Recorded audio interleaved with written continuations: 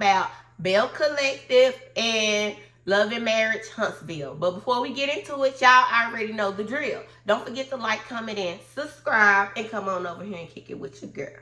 So, down in Jackson, Mississippi, Cliff, Glenn, Latrice, and Cliff, you know, the double duo, they go out for like a cooking class, and I know they are happy because we know Cliff and Glenn is happy if ain't nobody else happy that they get to hang out. So they just kind of talking. Latrice did tell them that, you know, her fibroids came back and that she is wanting to have a baby now, so that's why she want to go ahead and get the surgery and have them removed. Child, Cliff said that he wanted to give Latrice a baby, what, 2 or 3 years ago. Y'all remember when she took the pregnancy test and it came back negative and she was happy and Cliff wasn't. He said now he done got too old basically and he ain't trying to be up in the middle of the night with no baby. But Latrice is saying that, you know, Latrice has a lot of trauma, and I feel like this is why she's always nervous and stuff. She needs deep counseling for real, like without Cliff, because she said that, you know, all the men in her family have left her. She didn't have a relationship like that with her dad. I think we know her 2 of her brothers passed away, and so she was like, and even with Cliff and how he did her when she was in the hospital the first time, so now she's wanting a baby because she know that little Cliffarella, she said the baby would be Cliffarella, you know, playing, but that basically the baby would love her unconditionally, and which that is true. Well, I ain't gonna say. If you're a good mother, then that is true. Let's just say that. But I feel like don't do it just because of that.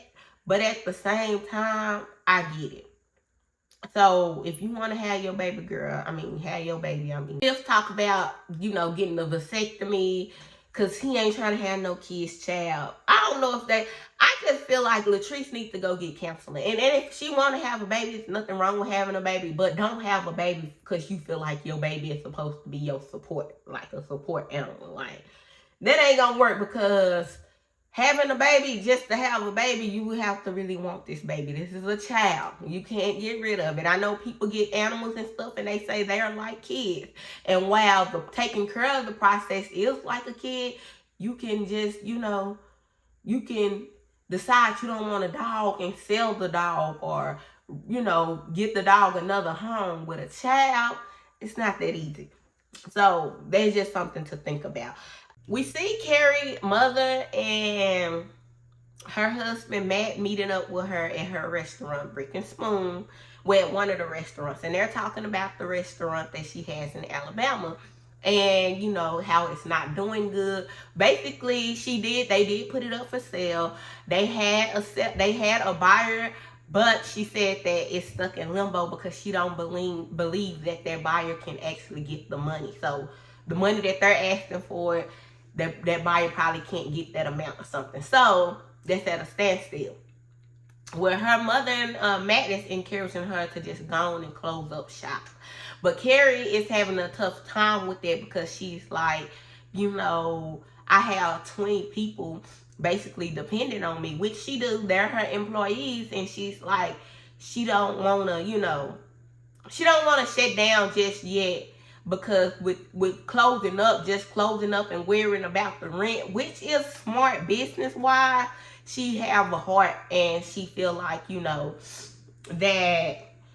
that's taking money out of her employee's mouth, which I understand it. And I see both sides, and I feel like this is the hard side of business when you have a business and you have multiple employees, because for Carrie and for her household and for her finances, it makes sense to just close it.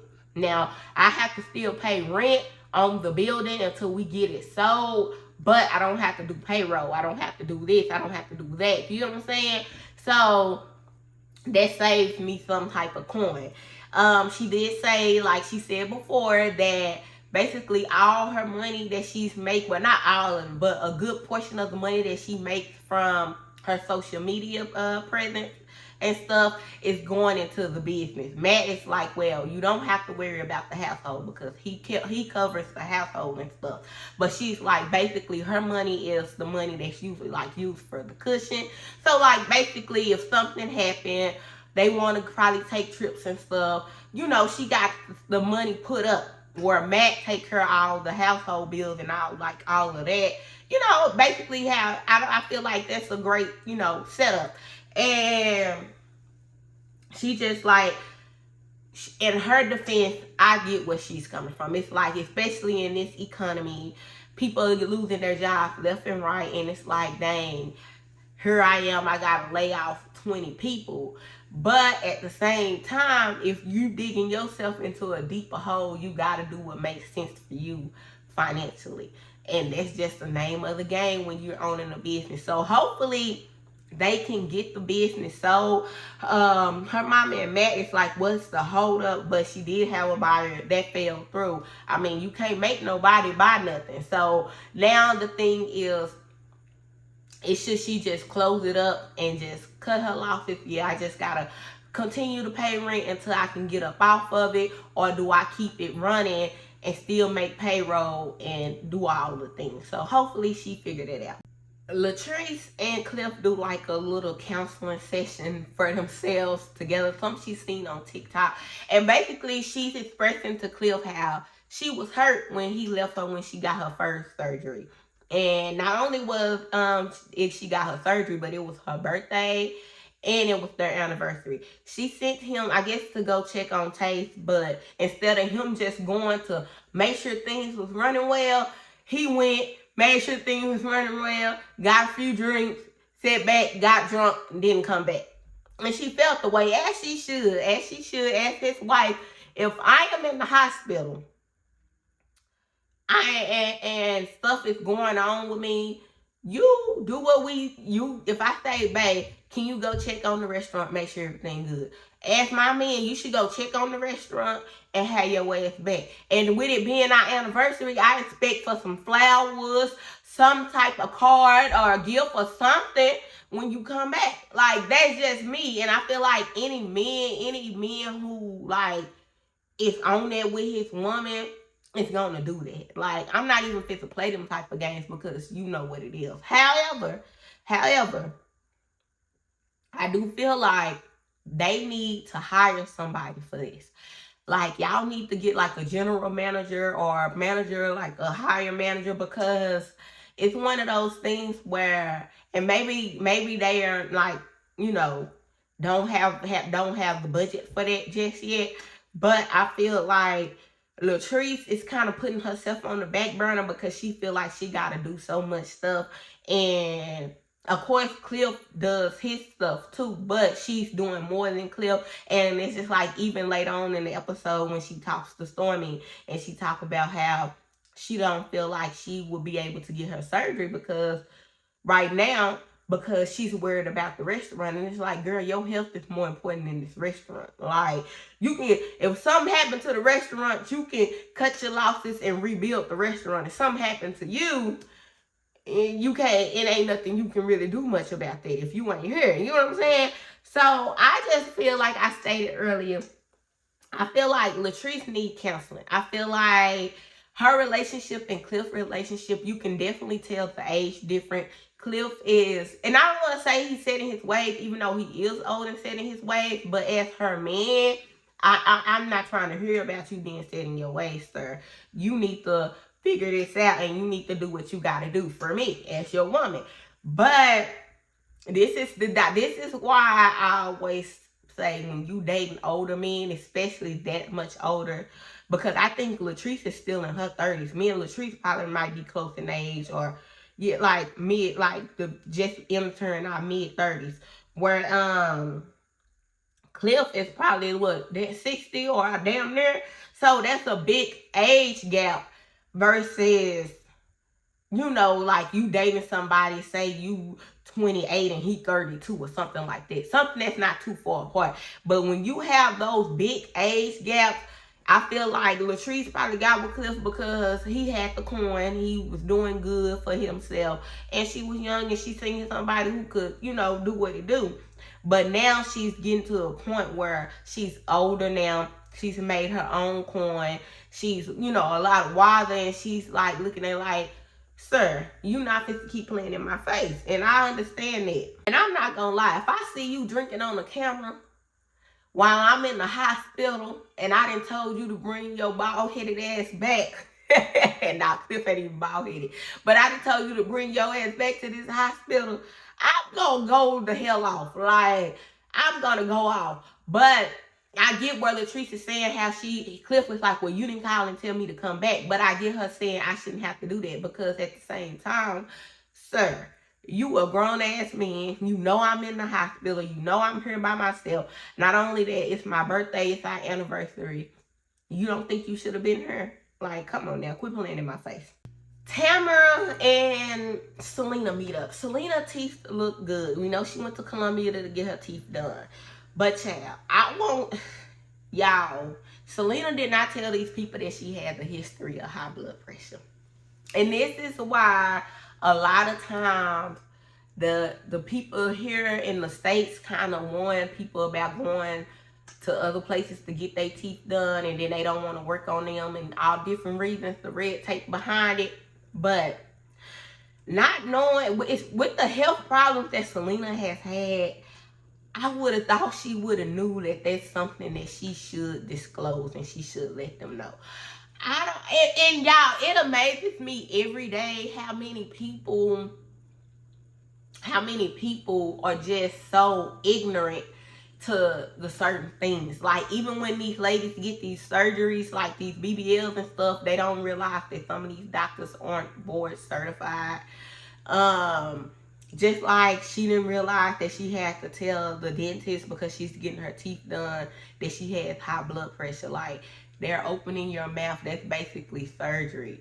Like, your heart and your brain, your teeth is connected to all of that. That's why they tell you if you have a bad toothache, to depending on how bad, like, you should go get it checked out as soon as possible. And especially if you're in really deep pain, even if you don't have dental insurance, you need to go to the hospital because a toothache from an infection can kill you. Like, it can get in your bloodstream and can go to your brain and stuff and kill you. So it always amazes me how people don't know how important this stuff is, should I say. That's just like even these people that be doing teeth and stuff, like they be doing the fake veneers and stuff, and how people be actually going to these people and trusting them to do this work. And they just like, I seen a video, not to get off subject, but I seen a video not too long ago where a woman was mad.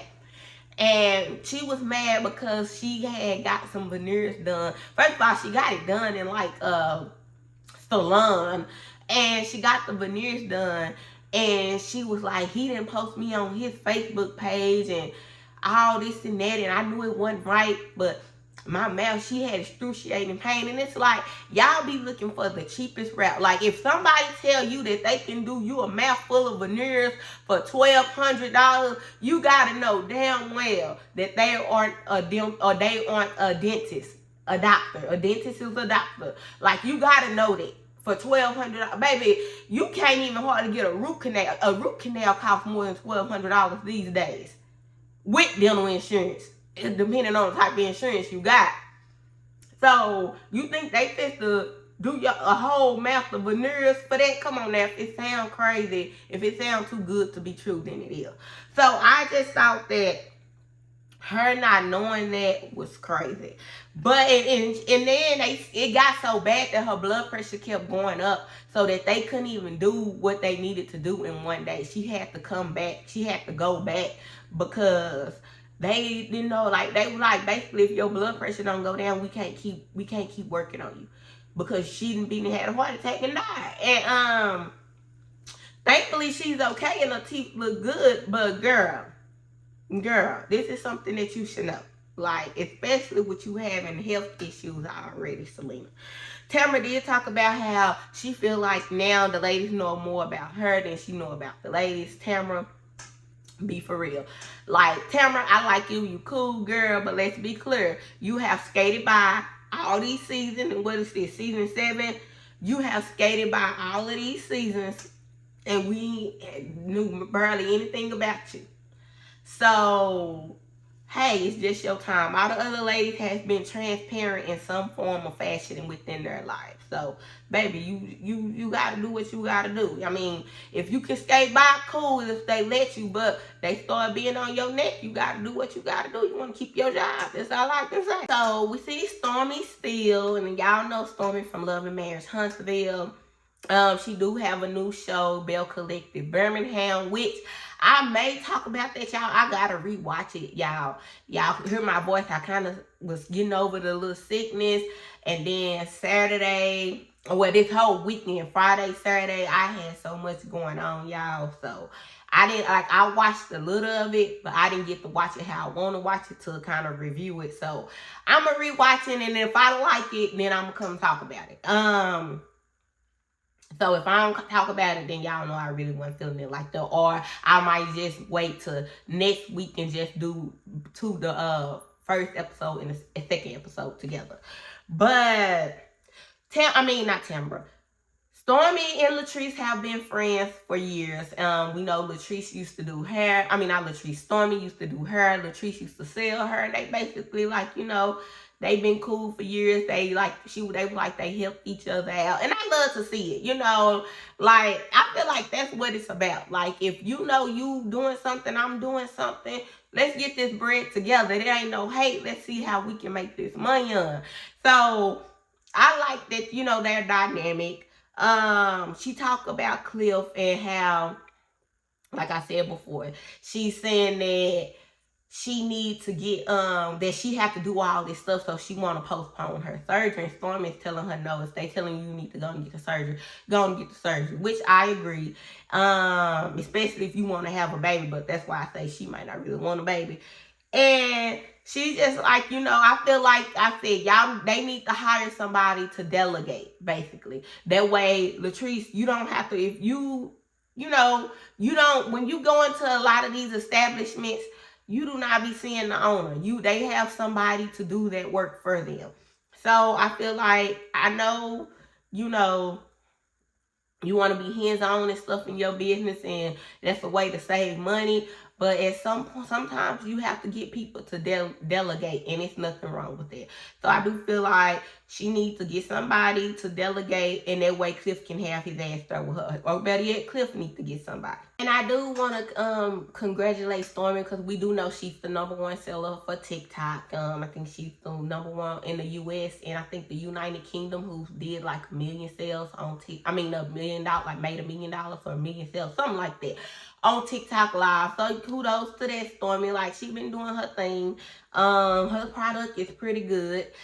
And Latrice is talking to her about, how they have the condos upstairs that they want to Airbnb, but they can't get the permits because of the neighborhood, the people in the neighborhood. Stormi whispering, talking about it is a white neighborhood, which y'all know how it go. When it's a white neighborhood and you come in and you got traffic or you doing certain stuff, y'all already know they don't want you there. They already mad because they trying to figure out how you got the coin to even set up over here and to be here. You know how that shit go. So they do a lot of stuff to stop your shine, to stop your business. And Stormi did say that she felt like that's how she feel, even though, where she's at, she's proud of herself and all her accolades and stuff, but she feel like that with her being the face of TikTok and have made this type of money and did this and stuff, she haven't been like celebrated as much as she thought she would. And we all know why. She said it because she felt like they wasn't expecting me to be the face of it. And y'all know how they go. Because if it would have been one of them, definitely, we would have seen that shit everywhere promoted. Like, literally. And don't get me wrong, Stormi, I seen her everywhere, like all over Instagram and all of the different pages and stuff. But y'all know how it be when it's one of them versus us, and y'all already know how they go. But anyways, that wraps up Belle Collective. We fit to head on down to Huntsville. So we see Nell and Tisha and Nell is meeting up to talk. And basically, Tisha is kind of like coming with a peace offering, and she's acting like she's cool. And you know, she did apologize to Nell. She did apologize for her mother and that foul comment that she made because Miss Wanda was out of line. She did apologize for that. However, I feel like Miss Nell, don't put your guard down, girl. Not just yet. Like, don't trust Tisha. Tisha is one of those people that you know you got to work with her, so you got to play her for the show. Do what you got to do for the show and get the hell out of my face. I feel like that's the type of person Tisha is. That's the type of person you have to handle her ass because she's a hater. And when a person is a hater and they feel a certain type of way about you deep down, it's only going to be so much that y'all can have. Tisha probably they probably didn't have a conversation off. And then another thing, with Miss Nell telling them that she's going through so much stuff and how Chris had lost his license and stuff, now it's kind of convenient for Tisha to go make up with Miss Nell so she can get in the business. Y'all got to peep game. And I feel like that's what this is about. When Miss Nell let it be known that she was going through so much stuff at the party, Lance's party, and how, you know, she got a lot on her plate and her dad was staying with her now and stuff and this and that. Now all of a sudden you want to meet up, you want to apologize, and you want to make things right. And it's like, but now you want to slick slide ask questions because you want to pry too. That's how I see it, and that's why I say people like Tisha, I wouldn't trust her as far as I can throw her. Him and talk to Maurice about Lance's party. I guess they're trying to throw a party, but she's saying that she wanted to be better than Lance. I'm starting to think that they only did this for the show. Like, that's probably why Miss Nell paid for it and stuff. Like, she just needed something to do something for the show. It was his birthday because they we didn't see none of Lance's friends or people his age, which we know it was empty in there and it wasn't nobody but them, like the cast in there. So I do feel like maybe they just did this shit for the show. What else did her and Maurice? Oh, she talked about everything Miss Nell is going through, and then she talked about Chris Fletcher and losing his license, and basically how she's a broker, so she know the process. Maurice is like, well, can he appeal it and stuff? She's like, well, I don't know, you know, how it is once you're in trouble, but I know basically the process behind it. She's like, but, you know, he would have to be transparent with me for me to help him. Baby, when I tell you the Scots all be getting on my damn nerves, they all get on my damn nerves for real. Because y'all always want somebody else to be transparent. Let's circle back and let's talk about Maurice DUI. Was y'all transparent about that? Was you transparent about so-called being the side woman to Kyle, allegedly? Was y'all transparent about that? Like, people like that get on my damn nerves. Like, oh, y'all ain't transparent. Y'all ain't transparent. Be fucking for real. Like, come on now. Cry me a river. So, we see Marsau and, Marsau and Chris meet up. And I'm so glad that Chris checked Marsau, y'all. And like I be saying, Marsau cool. He have his funny moments and stuff. And he's the logical one in the relationship with him and Tisha. But when it's just like him and Tisha are more like... when it comes to that they hating, I feel like Marsau want to be the top dog. Him and Tisha both they want to be the top dogs on the show. And they just keep hitting that wall. And so when anybody else have an issue, this is their time. I feel like they feel like this is their time to shine. Him going to talk to Fletcher and expecting Fletcher to disclose all this information to him was crazy. Now, I said last week that I wanted to see first. Before I gave my opinion, I wanted to see if they was working together first. Because if they was working together, then Marsau will be right in his stance. Come to find out, they ain't working together. They had a conversation about a year to a year and a half ago about working together. But it never, led to anything. They never got a contract drawn up. They never, it just was a conversation. That's it, that's all. So the fact that Marsau think just because he had a conversation with Chris about working with him, that he is obligated to disclose the situation going on with his license is basically insane to me. And it's like, you just overstepping your boundaries, player. Like, you doing too damn much. And I felt like this was an attempt to go at Chris, to make Chris look crazy, to try to, punk him and make him feel crazy about his license, and the other side of Chris came out. And see, one thing about it is Chris is cool, calm, and collected. So Marsau probably didn't think that Chris would go there with him and to be straightforward with him. Which I wonder when Chris' birthday is, because that's how I am. I'm cool, calm, and collective. Like, I don't really let a lot of stuff just piss me off to the core, because I feel like, who the fuck is anybody for me to be getting all the way out of character for real? But when you go there and you kind of start questioning me about my shit, or you rub me the wrong way, you gonna see real quick, oh, she ain't that quiet person. And I ain't even say I'm quiet, because I'm outgoing. I feel like I'm extroverted and introverted. Just depends on the day you catch me. But I feel like when you come with that bullshit, you gonna see a whole different side of me. And I feel like that's Chris. And I'm glad that he showed that side. And because Marsau didn't really have shit to say. Because Chris was like, who are you? Who the fuck are you? And that's always my question to people. And that's why some people don't be liking me. Because people always feel like you're obligated to explain yourself to them, or to explain your situation or what's going on and all this and that to them. Who the fuck are you for me to be explaining to? If we're not doing business together, whatever the fuck I got going on ain't your business. And like Chris said, did you tell me that you had lawsuits?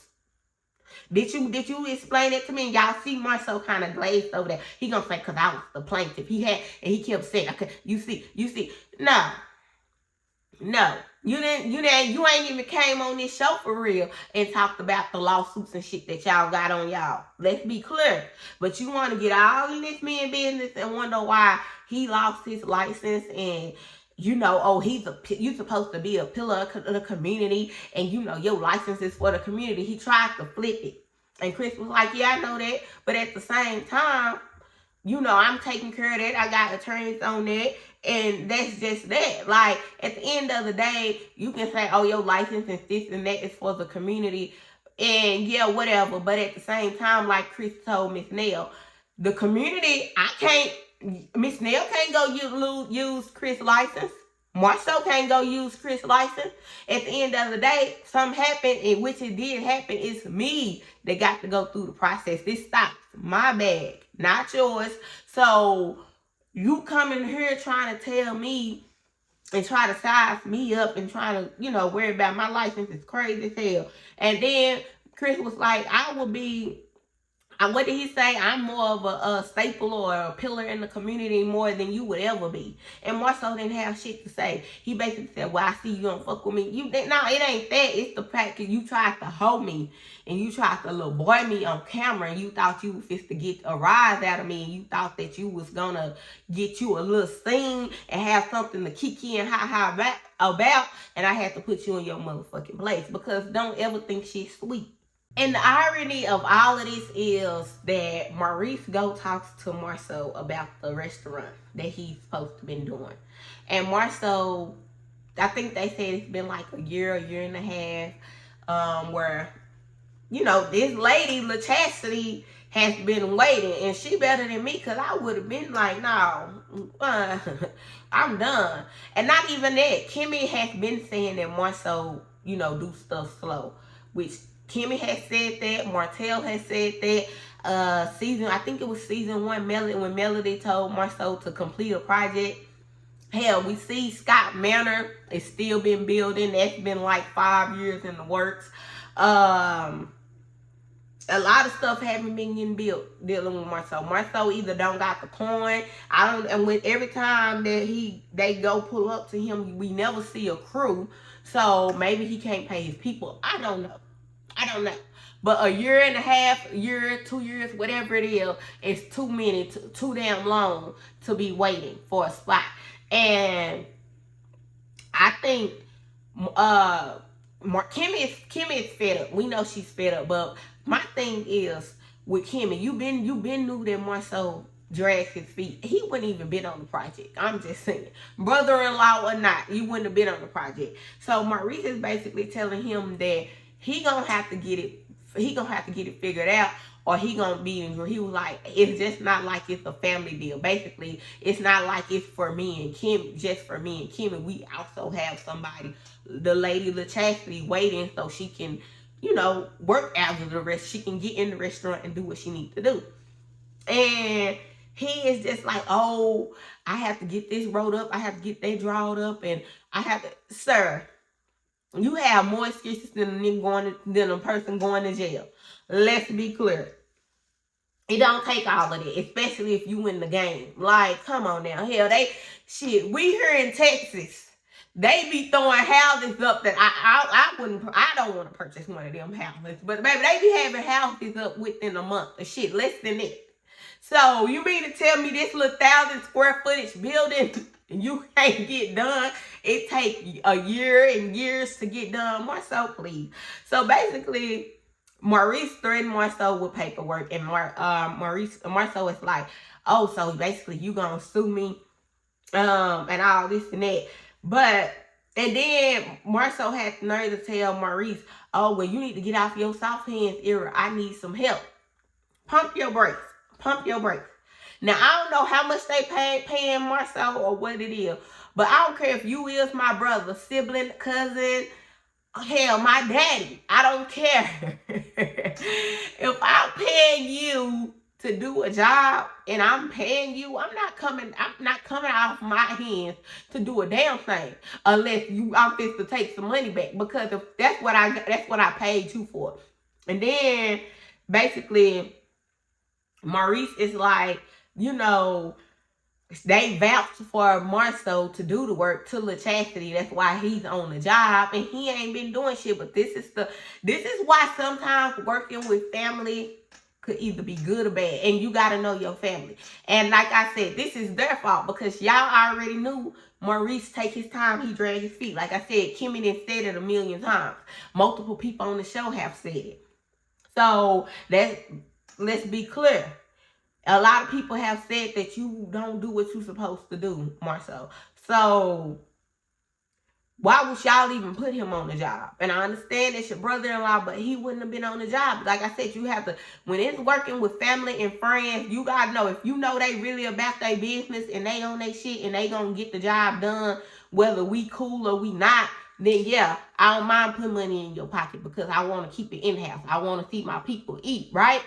But if you my people, and I know that you be bullshitting and you be dragging your feet, and that it takes months and years and forever for you to complete a project, you my people, I love you. I'm here for you whenever. But you not getting on something that's a money maker and stuff for me. I'm not putting you on it. You just gonna have to be mad and say, you know what? They ain't want to get us to do it. You just gonna have to take them. You gonna have to be mad, because at the end of the day, you make me look bad. So it's crazy how Marsau was trying to check Chris about his license, and you ain't even got your shit together. The time that you took to go shoot this scene, to go worry about what the hell Chris got going on, you should have been over there working on their restaurant. Maurice was hot when Marsau called him a slimy lawyer. He walked down that hill. He said, baby, you motivated now. You motivated now.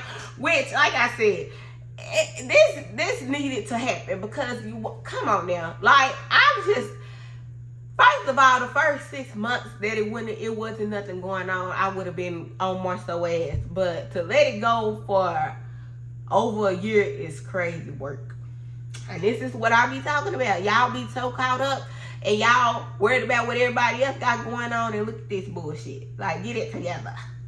And that pretty much wraps up Love Marriage Huntsville. It wasn't really too much going on this week, y'all. It was pretty cool. The highlight for me was Chris giving it to Marsau, because Marsau, I feel like Marsau and Tisha are like, Marsau, like I said, Marsau is more level-headed, but I feel like they both thrive off of people's downfalls. And anytime there is a point where they feel like that they could become the it couple or the top dogs, they don't hesitate to jump at it. And that's kind of how they did Mel and Martell. And I don't like people like that. I don't rock with people like that. I feel like if you got to get your shine by downing somebody else, you just ain't that. You ain't that. You not that. If I gotta unable to lift myself up and to appease the viewers and stuff by downing you or making you look crazy, then what they say about me? I'm not that